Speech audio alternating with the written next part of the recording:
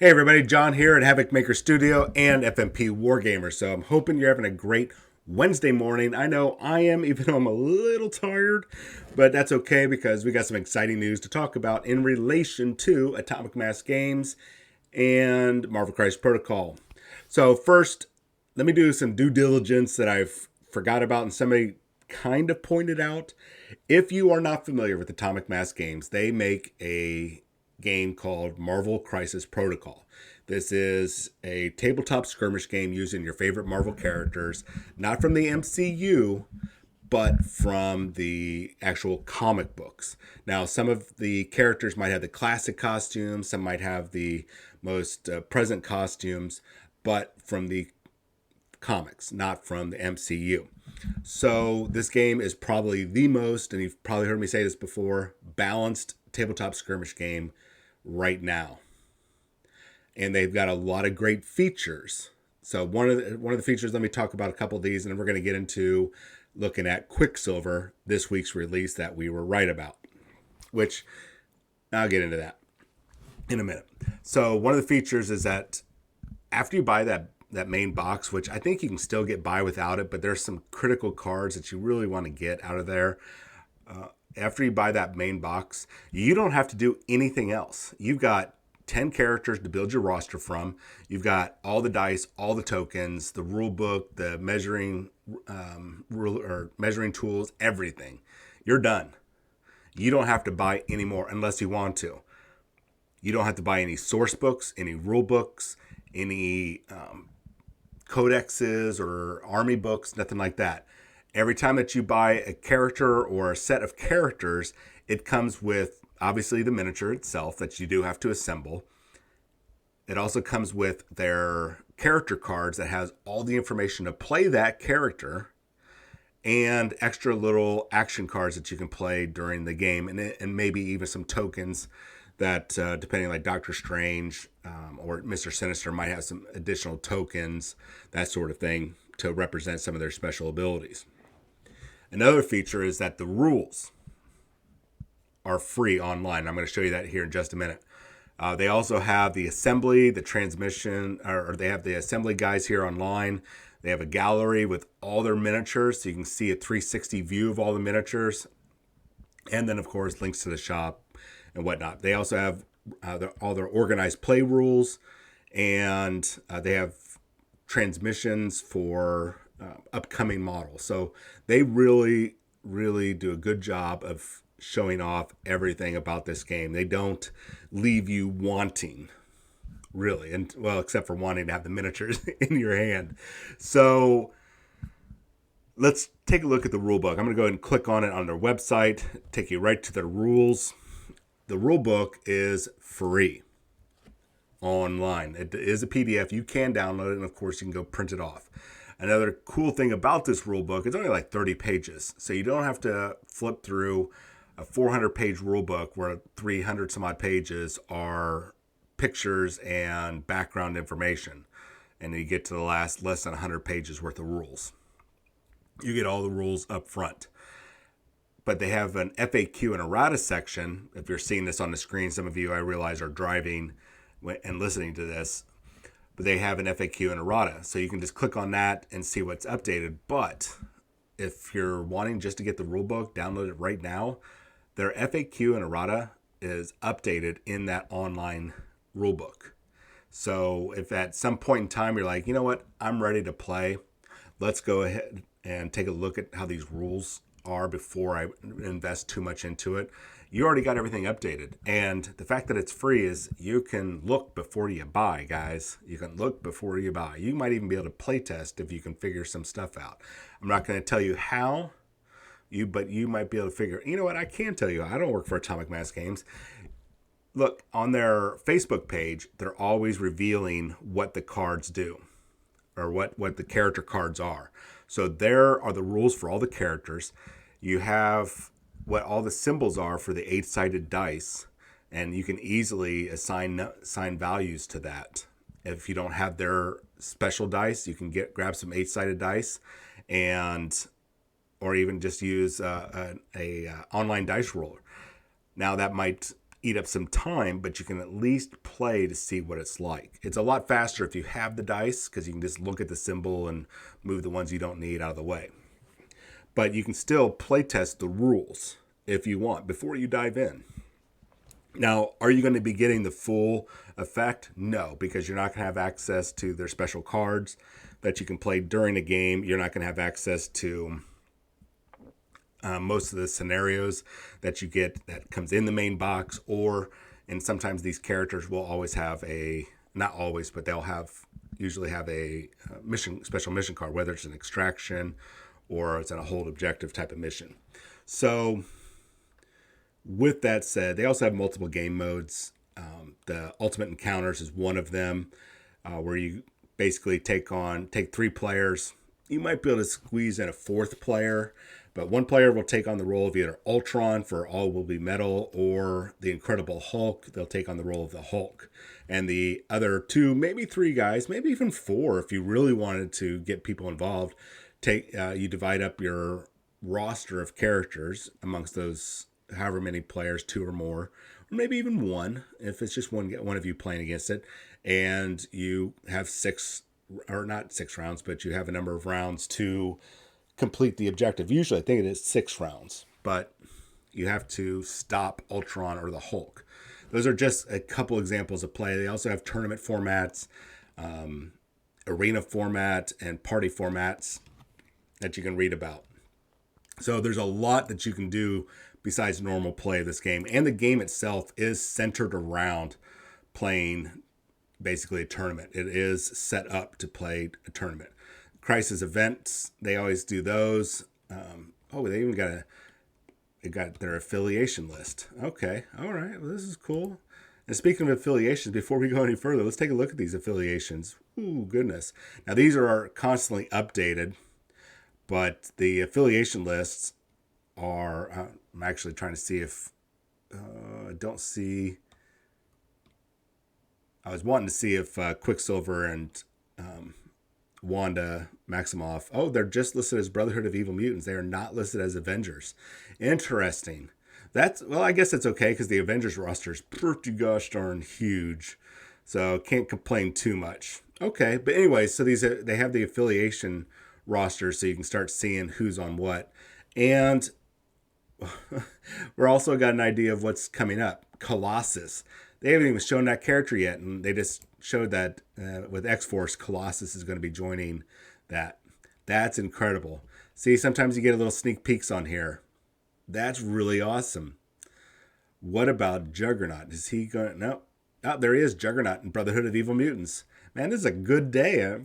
I'm super excited about this. Sorry, guys, I'm a little distracted. At any rate, so they have the team rosters. They have the organized play. There's just so much that you can do with this game beyond just, we're just going to battle it out over a scenario. There's a lot that you can do, and they've got so many free references on here.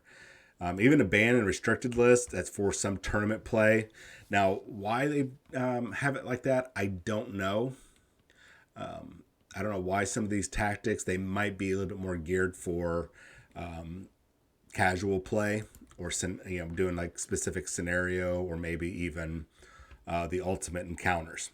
So enough of this. Give Atomic Mass games a look through, especially that free rulebook, so you guys can have an idea of what I am talking about. So let's get into Quicksilver, because that's what you guys are really here for. So Pietro Maximoff looks like he is just going to be right now in the Brotherhood of Evil Mutants. We know that he is an Avenger later on, but they might change that up later on down the line. They might just leave him as a Brotherhood of Evil Mutants. It's whatever they want to do with the character. So let's take a look at his stats. I have looked at both his healthy side, that's on the left-hand side, and his damage side on the right.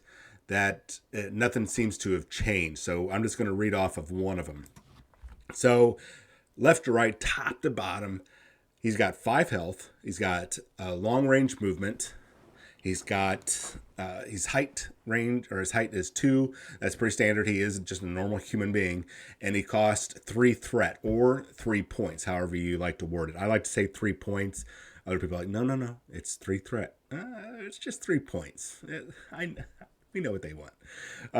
Then his defenses are modest for an average human. Because he's not invulnerable. He doesn't have like a super suit or Iron Man armor or anything like that. So he's got 3 for physical, energy, and mystic defense. That's good. Considering that he's got some awesome superpower abilities to get out of danger, this is it'll work out. But he's still squishy no matter what at the end of the day. So his first ability, his first attack ability is the Supersonic Strike. It has a nice range 3 for a physical attack. Only 4 dice, so it's a little low on the damage potential, but that's okay. And it costs 0 power. So he's got 3 different things that trigger under Supersonic Strike, and these are going to be really good. So please pay attention. So after this attack is resolved, this character gains power equal to the damage dealt. However much damage that his target took, that's how much it is. Now, the reason why I'm stressing that is if you're not familiar, if let's say the character only has 3 health left and you do 5, let's say you do 5 damage, you don't get 5 power. He only had 3 damage left. So that's all you're going to get. So if you happen to roll the shield dice or the shield symbol and the critical success symbol during this attack, after this attack is resolved, this character may advance short range. This is very important because if you also rolled, and if I'm reading this symbol right, the wild symbol and the regular strike. So this basically means you've rolled everything but a blank and the critical failure. After this attack is resolved, this character may make a supersonic strike attack. This attack may not target the original target character. There doesn't appear to be any limit to this. The reason why I say it doesn't appear is in their panel to play that came out last week, they alluded that this can keep going until he doesn't have a target. So you do this, let's say you're lucky enough to activate dash and velocity. So, and there's a character in range, you move short range, and that puts you within range 3 of a new target, not the original target, then you can activate Supersonic Strike. If you happen to be able to dash after that, you can move again. And if you happen to have the velocity special ability or rolled up at the same time, you guys execute Supersonic Strike again. Now, I can't imagine you're going to get off more than 2 of these because most people don't keep their characters that grouped up, but you never know. Especially with his long range movement. Who knows, man? Who knows? But there's potential to keep going. At least to, I would say, if you get more than 2 characters, I'll be surprised. 3 characters will be rare. 4, I don't know. That'll be pushing it because of the dice you need to roll and the range. But the fact that you can zip in like that is really impressive. His next attack is the Cyclonic Vortex. This is another physical attack. It is range 3. It is 6 dice worth of damage. So that's good. And it only costs 2 power, which is one of the cheapest of their second attacks I've seen on any character. So after this attack is resolved, this character may advanced range medium. That's pretty gosh darn cool. You're moving a lot in this with this character. Almost everything you do is move. All right, let's get into his superpowers. His first superpower and only superpower is the Speedster. It does not cost an action. This is important, but let's read this first. If this character is not holding an objective token, it advances long range. It can only be used once per turn. The reason why that it doesn't have the action out to the side of it is because you can do 2 actions normally a turn. So and with him being able to move long range, he can do 2 long range movements. And if he has the power, so it's probably turn 2, he can move long range again. So he can move long range 3 times. He can get across the board and claim objectives really, really quickly. I mean, he might be one of those characters that you activate late every turn because you know he can get somewhere. It only costs 2 power. That's cheap. All right, let's get into his reactive power. Can't Catch Me. This is 3 power. So it's a little costly, but not too much. When this character is targeted by an attack, you may use this superpower. This character advances short range. If at the end of the advance, this character is outside of the attack's range or the attacker's line of sight, the attack ends. So you're going to want to save some power because this is going to keep you alive a lot longer. Now, if it is the attacker's activation and the attack did not target multiple characters, the attacker may make another action, and you can use this once per turn. That's a very good defensive or reactive power. That's not too bad. 3 power is a lot, but based on what that allows you to do, that could really, really hamper the other person. Basically, short range, I think it's somewhere in between. Whenever you're making, you have 2 different types of range rulers in there. One's for movement and one's for actual range of an attack. So I think short range movement ruler is somewhere in between a range 2 or range 3 attack. It's a very short range, but it's enough to get you outside of that. So his first innate ability is called Supersonic Reflexes. Makes sense that you have this. When this character is defending against a physical or energy attack or making a dodge roll, like he's getting thrown, he has something being thrown at him, he can re-roll up to 2 of his defense or dodge dice. So that gives him, I don't know what the percentage is. I imagine that's a 24% chance-ish of any failure or getting successes, I guess. I think I'll let you math heads work it out. His other innate ability is called Wall Crawler. Now this was very significant. I think I talked about this last time, especially with Scarlet Witch. So what Wall Crawler does, because we know he doesn't walk up walls like Spider-Man, but it's just a generic term to describe either flight or ground movement. So normally, for you to climb up on top of a building, let's say, or go over terrain, if you don't have flight or you don't have wall crawler, you're going to use the short range movement. Regardless of what your movement is normally, you're having to use the short range movement. That means even if you're getting up on top of a 5-story building from the ground floor, you're still using the short range. Now, what wall crawler does for him is he doesn't have to use that short range ruler. He will be using his normal long range movement.